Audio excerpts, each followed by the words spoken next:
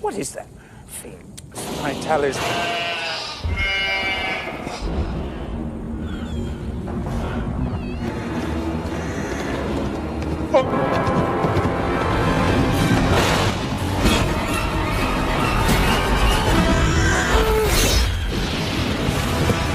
Halo sahabatku semua, gimana kabarnya dan semoga baik-baik saja ya. Seperti biasa juga pembahasan kita mengenai sebuah film yang dimana film ini menceritakan kehidupan New York tahun 1799. Pada masa itu terdapat salah seorang pemuda yang bekerja sebagai detektif. Ia juga sangat lihai dalam memecahkan setiap kasus yang ada. Dengan pengalaman dan pemikiran yang baru, pemuda ini ingin membawa para elit pemerintah untuk lebih berpikir rasional dalam menyelesaikan sebuah kasus. Namun sayang, hal ini tidak sepenuhnya mendapat respon yang baik. Terlebih lagi pada misinya mengungkap pembunuhan yang terjadi di sebuah desa yang terpencil. Oh ya sobatku, film ini berjudul Sleepy Hollow 1999 yang rilis tanggal 17 November 1999 juga. Adapun aktor pada film ini yang pertama adalah Johnny Depp sebagai Ichabod Crane, yaitu tokoh dalam Pirates Caribbean yang tak lain adalah Jack Sparrow. Christina Ricci sebagai Katrina, Christopher Walken sebagai penunggang kuda tanpa kepala, Michael Gambon sebagai Balthus Van Tassel, dan beberapa aktor yang lain.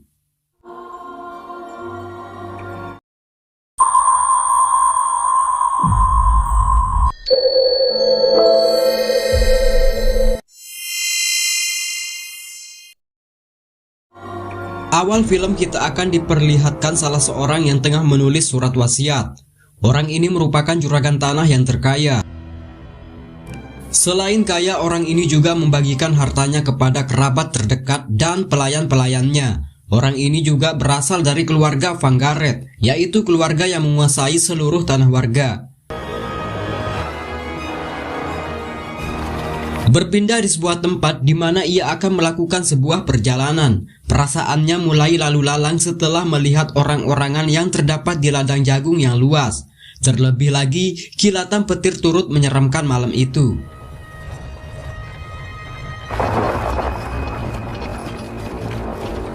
Beberapa waktu kemudian, terdengar rentakan kaki kuda yang mendahului pesawat pribadinya. Ia sedikit penasaran dan ketakutan setelah mendengar suara pedang. Kemudian ia hendak menanyakan si pilot, dan ternyata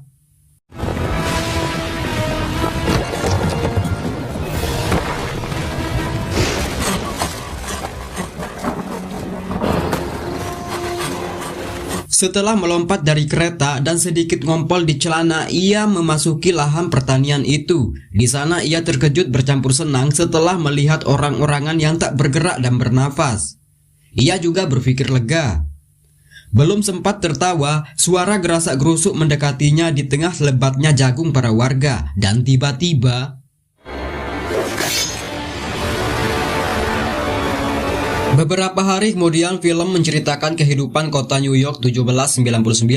Di sana salah seorang pemuda yang bernama Ichabod Crane yang merupakan detektif di kota itu tengah mengangkat seorang mayat pria yang ditemukan tenggelam.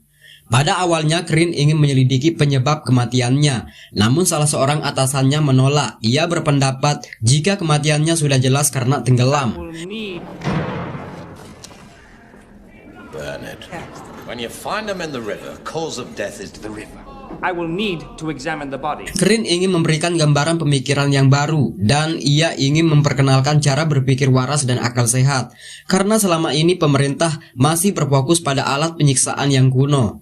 Ia mencoba menjelaskan tentang sebab dan akibat, karena selama ini pemerintah atau pengadilan sering memvonis tanpa bukti yang meyakinkan.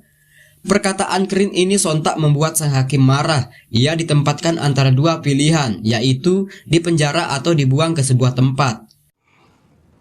But why am I the only one who respect for the dignity of my office? I beg pardon. Lalu ia diberikan tugas untuk menyelidiki kasus pembunuhan yang terjadi minggu-minggu ini di sebuah desa bernama Sleepy Hollow, di mana setiap korbannya yang ditemukan selalu dengan kondisi kepala yang terpenggal. Tanpa ada pilihan lain, Crane mengiyakan keputusan tersebut. Shall? Ichabod Crane. Perjalanannya cukup terbilang jauh karena memakan waktu 2 hari 20 malam. Singkat cerita, Crane tiba di desa itu. Suasana dilihatnya sangat sepi dan tenang. Ia melanjutkan mencari salah seorang yang bernama Balthus van Tassel.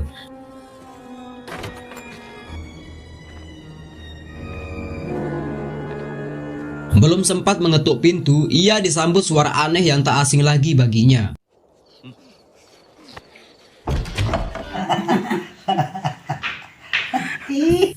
Balthus saat ini mengadakan sebuah pesta. Tanpa sengaja, Crane bertemu seorang gadis yang bernama Katrina van Tassel. Tak lain adalah anaknya Balthus.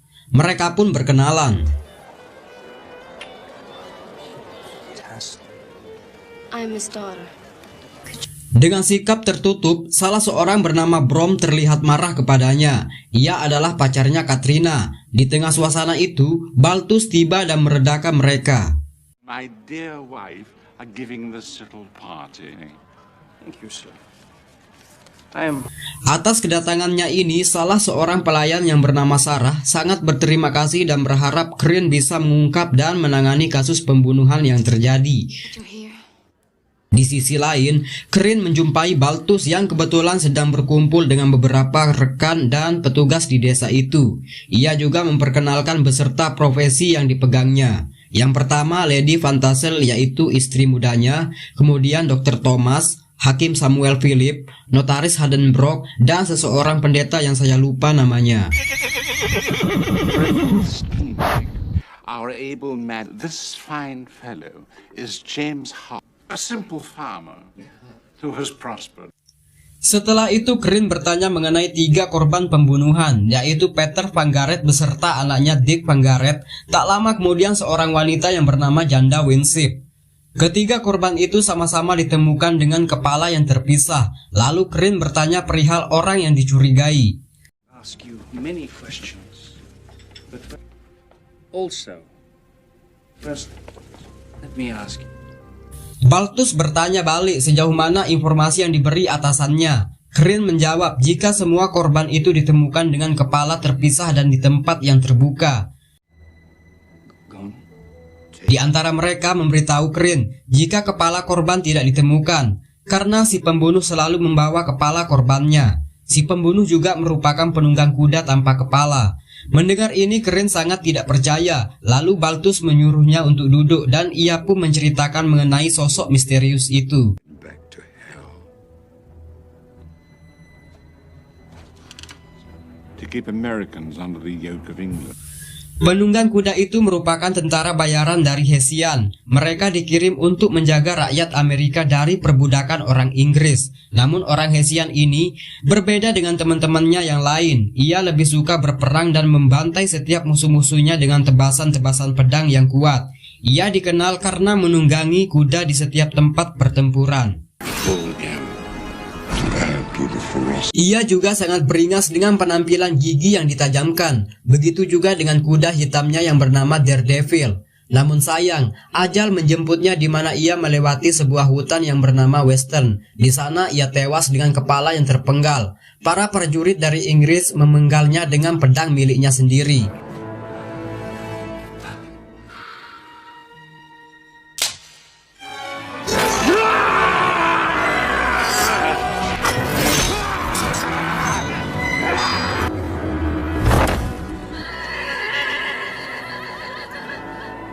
Setelah 20 tahun berlalu, kini orang Hessian atau penunggang kuda itu kembali bangkit dan memenggal setiap kepala orang yang ditemukannya.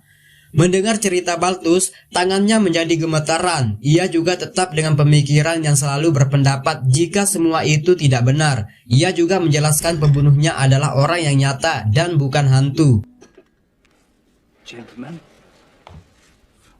we have murders in New York with New York Constable. the assassin will discover him. Di lain tempat, salah seorang bernama Jonathan Misbah yang lagi ronda malam. Tiba-tiba ia merasakan kehadiran si penunggang kuda itu muncul dari dalam hutan.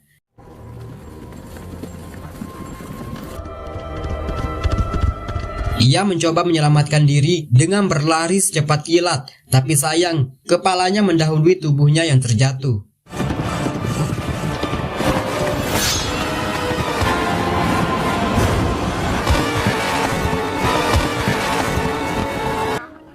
Keesokan harinya Krin meminjam seekor kuda yang bernama Gunpowder di salah seorang bernama Tuan Kilan.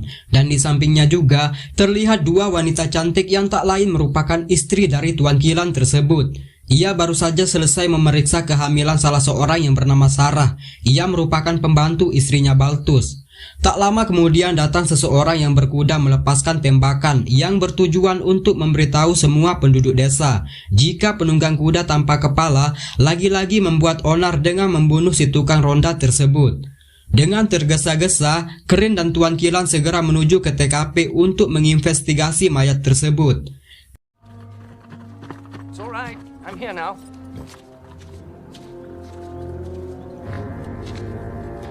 Krin sedikit kesal dengan Balthus karena telah memindahkan mayat itu dari tempat aslinya. Hal ini membuat penyelidikannya terkendala.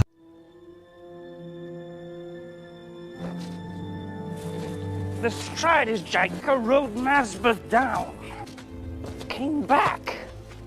Ia juga sedikit ciut setelah melihat mayat itu tanpa kepala. Akhirnya, Krin dapat menyimpulkan jika mayat tersebut mati dengan satu tebasan pedang. Dan anehnya, bekas luka itu sama sekali tidak seperti luka pada umumnya. Hal ini disebabkan kecepatan dan panas sebuah benda yang digunakan. As though the blade itself. The devils. It's fire. Setelah menguburi Jonathan Masbah, Krin dihampiri salah seorang bocah yang tak lain adalah putranya. Ia menawarkan diri untuk membantu dan melayaninya dengan tujuan ingin membalaskan dendam sang ayah. Saat itu Krin menolak dan ia menyuruhnya untuk pergi bersama ibunya saja. Namun, Masbah muda menjawab, ibunya juga telah mati dan saat ini ia hidup sebatang kara. Mendengar itu, Krin juga prihatin, namun ia juga tidak ingin melibatkan si bocah itu.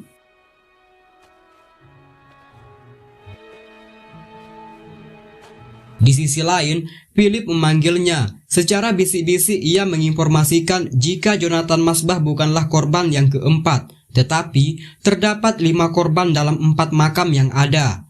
Krin merasa ini adalah sebuah petunjuk baru. Ia memanggil Masbah muda dan menyuruhnya untuk menyiapkan sebuah ruangan. Ia juga berpesan agar dibangunkan sebelum subuh. Wake me before dawn. I hope you have a strong Dirk Van Garrett. Setelah mengangkat keempat mayat, lalu terdapat mayat yang kelima, dan ini merupakan mayat dari janda Winsip. Dari sengat bau yang cukup terbilang harum, Krin menemukan sobekan luka pada perut janda tersebut. Entah karena luka apa, ia pun membawanya ke sebuah ruangan untuk diautopsi.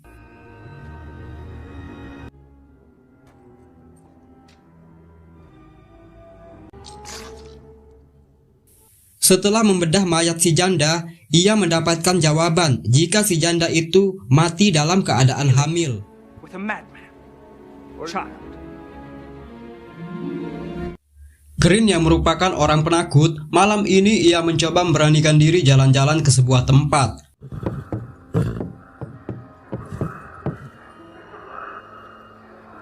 Mengetahui itu adalah seekor kodok, rasa pemberaninya kembali menguat. Namun, suara yang didengarnya kali ini sangat berbeda. Ia mencoba memastikannya dan ternyata...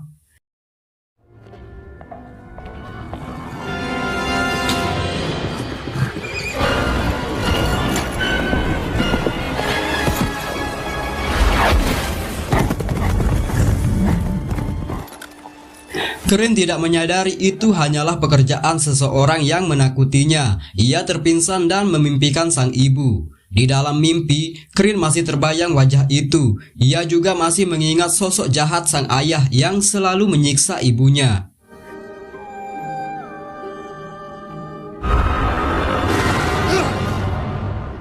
Setelah terbangun dari mimpi-mimpi buruk, Krin menuju ke sebuah ruangan. Di sana ia melihat kilatan cahaya dari sebuah kamar. Di kamar itu, Katrina selalu gunakan untuk membaca buku-buku yang ditinggalkan ibunya yang telah mati. Why did no one think to mention that the Van Garretts are kith? Ia juga bercerita kepada Krin jika ibu tirinya saat ini adalah orang yang pernah merawat ibunya dulu. Mengetahui Katrina adalah keluarga Van Tassel, Crane sedikit menyinggung tentang hubungan antara keluarga Van Tassel dan Van Garrett karena ia merasa kurang mengetahui tentang keluarga Van Garrett.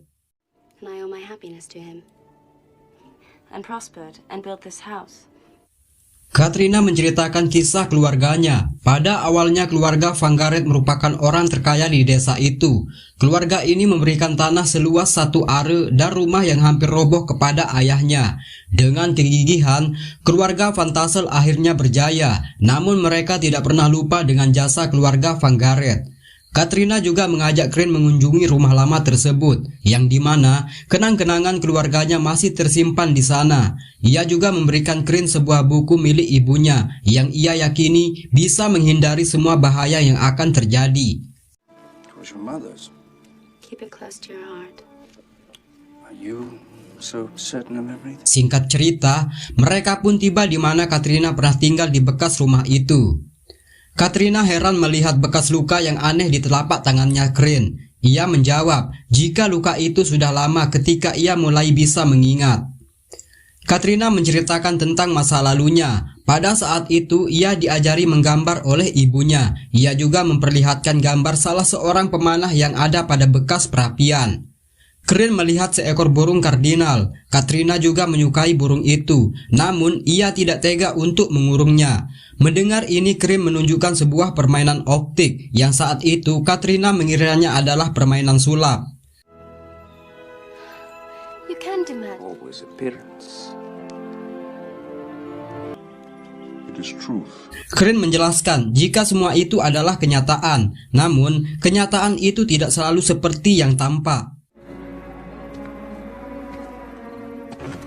Scene lalu berpindah. Saat ini Crane mencurigai salah seorang di antara mereka. Sang hakim yang bernama Philip terlihat keluar dan menuju ke sebuah tempat. Di perjalanan, Crane menghampirinya dan menanyakan perihal orang yang telah menghamili si janda Winship. Awalnya, Philip enggan buka mulut, namun tuduhan yang dilempar Crane kepadanya membuatnya bicara dan memberitahu jika janda Winship pernah mendatanginya untuk meminta perlindungan hak atas anaknya. Lalu, Crane bertanya, apakah ayah dari anak itu yang telah membunuh si janda Winship? Philip hanya menjawab, jika penunggang kuda itu yang telah membunuhnya. Crane yang tidak percaya atas hal itu menjadi marah. Ia sangat kesal mendengar seorang hakim yang berbicara mengenai sosok hantu. Lalu, tiba-tiba suasana berubah seiring suara ribut beberapa domba ternak yang berlarian. Crane terheran. Philip juga ketakutan. Ia mengeluarkan jimatnya setelah suasana semakin seram yang dilihat. Dan tiba-tiba, si penunggang kuda tanpa kepala muncul dari kegelapan hutan. Oh my God!